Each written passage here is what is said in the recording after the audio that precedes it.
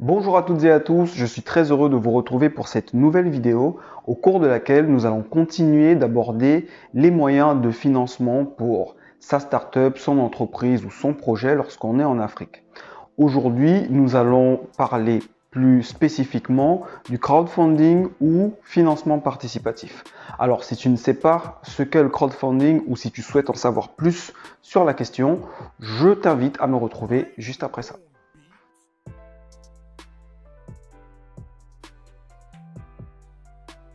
Si tu nous rejoins pour la première fois, tu es ici sur Trip Mindset, une chaîne qui souhaiterait partager avec toi des informations, des astuces, mais aussi des retours d'expérience autour de 3 thématiques principales, l'entrepreneuriat, le développement personnel et l'éducation financière. Alors si tu trouves également qu'il s'agit d'une excellente idée, je t'invite à t'abonner à notre chaîne et à activer la cloche des notifications afin de ne rien manquer de nos prochaines publications. Tu pourras également retrouver dans la barre de description un lien te permettant de télécharger un e-book que nous t'offrons, Eric et moi, et qui te présentera 5 pistes sur lesquelles investir si jamais la question se pose pour toi. Maintenant que cela est dit, revenons au thème du jour. Qu'est-ce que le crowdfunding? Le crowdfunding est un moyen alternatif de financement qui consiste pour un porteur de projet à aller rechercher des fonds directement auprès de particuliers en passant par l'intermédiaire d'une plateforme en ligne. Il existe donc des sociétés, des sites internet, des plateformes en ligne dont l'activité consiste à mettre en relation des investisseurs potentiels et des porteurs de projets. C'est un moyen de financement qui tend à se populariser au fil du temps et on retrouve désormais directement sur le continent africain des entreprises qui se sont lancées dans ce secteur et qui donc vous donnent la possibilité d'aller chercher des financements pour vos projets auprès de particuliers. Vous pouvez retrouver ce type d'entreprise dans 5 pays aujourd'hui, en Égypte, au Nigeria, en Afrique du Sud, au Ghana et au Sénégal. C'est un mode de financement qui s'adresse à différents acteurs. Il peut s'agir d'associations, de créateurs ou de repreneurs d'entreprises, ou plus généralement d'entrepreneurs à la recherche de financement pour la mise en œuvre de leur projet.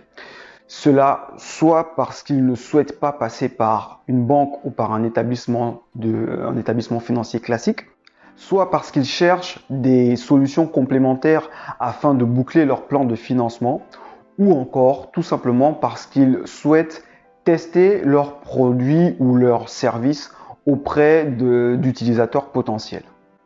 Généralement, vous pourrez retrouver 3 grands types de crowdfunding. Premièrement, le crowdfunding sous forme de dons.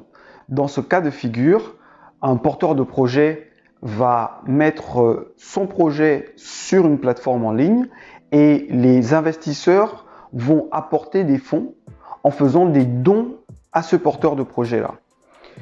Il se peut qu'il y ait des dons sans contrepartie. Il se peut également que le porteur de projet ait prévu des contreparties pour toutes les personnes qui vont investir dans son projet. Comme exemple de contrepartie, vous pouvez avoir un produit ou un objet à l'effigie de l'entreprise par exemple.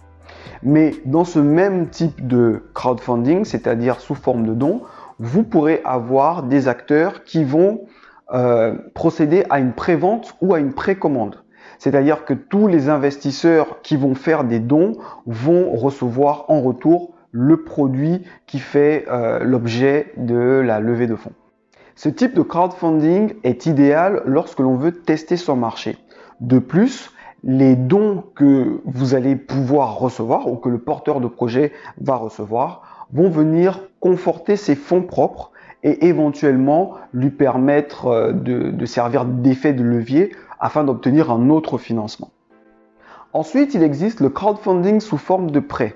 Et bien entendu, il peut s'agir de prêts sans intérêt ou de prêts avec intérêt. Mais dans tous les cas, il ne vous sera pas exigé de caution ou de garantie pour pouvoir obtenir ce type de financement. Le crowdfunding sous forme de prêt va vous permettre de financer des investissements qui, en général, ne sont pas pris en compte par des banques, tels qu'un besoin de liquidité ou un investissement immatériel. Et il sera bien entendu important, pour ne pas dire essentiel, de vous renseigner auprès de la plateforme par laquelle vous passerez sur les intérêts et sur la durée du prêt. Enfin, vous pourrez retrouver le crowdfunding sous forme d'investissement. Il s'agit là d'investissement en capital, d'investissement contre l'émission d'obligations ou d'investissement contre des royalties. Dans le cadre de l'investissement en capital, les investisseurs seront rémunérés par des dividendes ou éventuellement par la plus-value qui sera réalisée lors de la cession des actifs qu'ils auront pris dans l'entreprise qui fait la levée de fonds. Dans le cadre de l'investissement contre des obligations, les investisseurs seront rémunérés par des intérêts. Et enfin, dans le cadre de l'investissement contre des royalties, les investisseurs seront rémunérés par une commission sur le chiffre d'affaires et en fonction de la plateforme par laquelle vous passerez pour faire votre levée de fonds, cette commission-là pourra être mensuelle, trimestrielle, semestrielle ou annuelle. Dans tous les cas, il faudra bien entendu vous renseigner au préalable sur les conditions des plateformes. Maintenant que nous avons vu ce qu'est le crowdfunding, à qui s'adresse ce mode de financement et quels sont les types de crowdfunding que vous pourrez retrouver, nous allons voir ensemble quelques astuces afin de réussir sa campagne de levée de fonds. Et il y a donc des astuces avant la campagne, pendant la campagne et après la campagne. Avant la campagne, vous devez être au point sur les éléments indispensables de votre levée de fonds. Vous devez savoir précisément quel est votre besoin de financement. Vous devez savoir si vous avez un produit, un prototype, une infographie ou une vidéo que vous pourrez présenter. Vous devez savoir comment est-ce que vous allez raconter l'histoire de votre projet parce qu'il va être très important de pouvoir capter l'attention des internautes et vous devez savoir, entre autres, quelles sont les contreparties que vous allez pouvoir offrir à vos investisseurs et quel sera le coût de ces contreparties pour vous.